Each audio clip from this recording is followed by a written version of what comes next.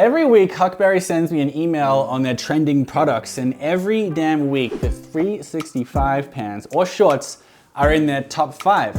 But there are bizarrely few reviews of them online, especially with long-term wear. Now, I've owned a pair of them in the tapered fit for a while, but for this review, in an effort to make the ultimate 365 pant review, I have for the very first time ever brought my cameraman Jordan out from behind the lens. Does that sound like I farted just then? It did. Because he has been wearing his 365 pants, 2 pairs of them, for over a year. And between the two of us, we're gonna find out if these $98 pants are worth it, or still worth it, because a couple of things have changed since their debut. So we're gonna hear from Jordan in a little bit, but first I'm gonna cover like the what the pants are, like the fabric and the different styles they come in. All right, so what's the big deal with these pants? Why do they sell so well? The answer is that they stretch like sweats, but they look like pants. So it's a coveted balance in menswear that a lot of guys are looking for. I'll get into the fabric in a little bit, but first, a fortunate consequence of them being such a long-running staple at Huckberry is that they are available in more styles, colors, and lengths than you can shake a stick at. No matter what you want or how you're shaped or where you'll wear them or what season it is, they've got a way for you to wear something from the 365 line. They come in straight and slim and tapered fits. I'm a tapered guy myself. They come in 3 inseam lengths, which is a godsend for me and my short legs that almost always require a more costly than it should be hemming in Manhattan. And right now, they come in a whopping 11 colors. I grabbed mine in charcoal because I was looking for non-jean pants that I could wear with a denim jacket. Jordan got his in navy and in moss. And in addition to the classic pants, the same fabric comes in shorts of 3 inseam lengths and 10 colors. There's a surprising jogger style with an elastic cuffed waistband and an internal drawstring and elastic hems that I think is pretty cool. There's a chino, which is the same material but with chino type pockets. The point of the chinos being that they're a 365 pant you can tuck your shirt into. I always feel weird tucking shirts into 5-pocket pants like this, like with jean style pockets. The 365 chino is basically to help guys sneak sweatpants into the office. The chino though does have just one style and inseam length though, so it's straight leg and 32 inches. And lastly, there are corduroys, which also come in all the fits and sizes as the regular pants, same fabric blend, same 8-ounce weight. Pricier at $118 for now because it's a corduroy fabric. Now, Huckberry does tend to try out new models and then yank them off the market pretty quickly if they don't do so well. So I don't know which of those are going to be available by the time that you watch this video, but rest assured the pants will be there for as long as huckberry.com is a website. The fabric. I said earlier that I got these in gray to pair with denim jackets, but you can really wear any of the 365 pants with a denim jacket because they're not denim. I mean, maybe you like wearing denim on denim. I'm not a big fan of it, but that aside, these are not denim, they're twill. And denim is twill, but not all twill is denim. But that's why you see these diagonal lines called wales in the fabric. So denim is typically 2 colors together, like usually an indigo warp and a beige weft. That gives it a more complex character, a bit more of a 3D look. And denim is also usually thicker than 365 pants, very lightweight 8 ounces. Denim is usually a good 12 ounces or more.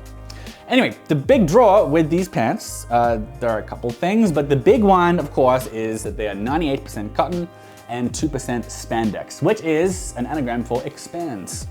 Which is a fun fact I learned from Mike Christie, the Iron Snail. There used to be 3% spandex, now they're 2. The spandex is on the weft, on the inside of the pants.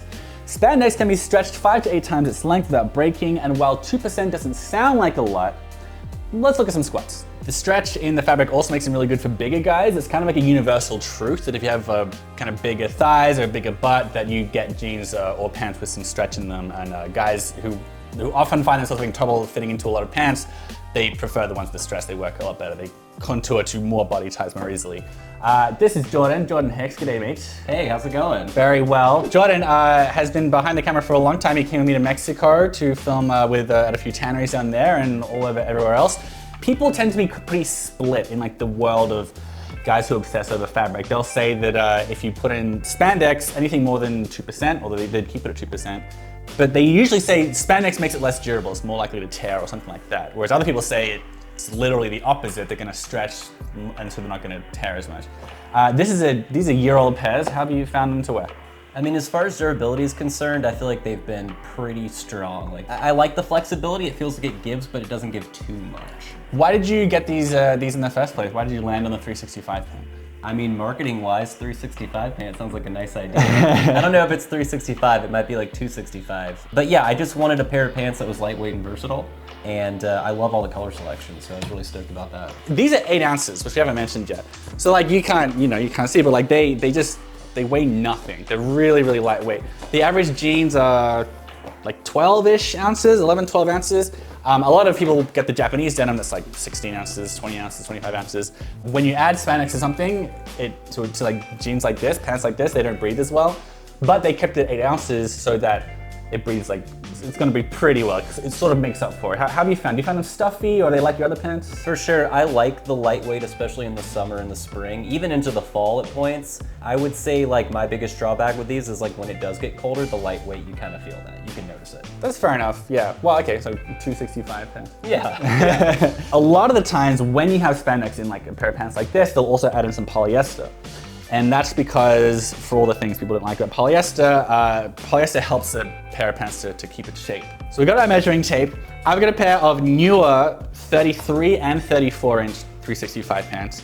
And when I measured along the waist, the 33 is 32 and the 34 is 33, which is very normal for stretchier pants like that, because they stretch a little bit when you put them on. That's a big part of making them fit properly. So that's like normal and understandable. The 33 is actually 32, but you should get it if you normally wear 33 inch pants.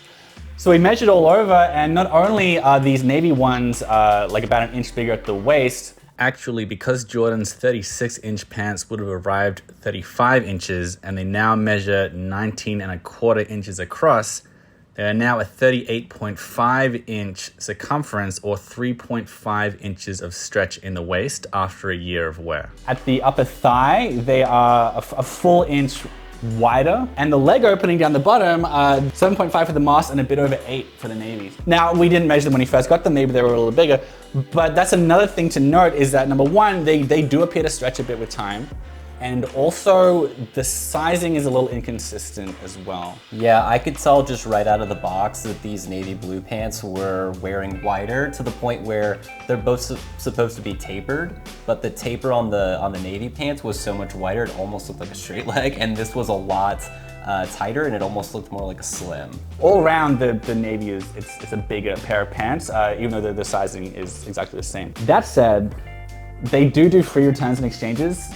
So, you know, you don't, if you get them and they wind up being like a little too big or too small, just keep on going. Yeah, I mean, I think like, I don't know for sure, but I think they're running this deal all the time where it's 2 for $175. It's a great deal. I've ordered a few pairs.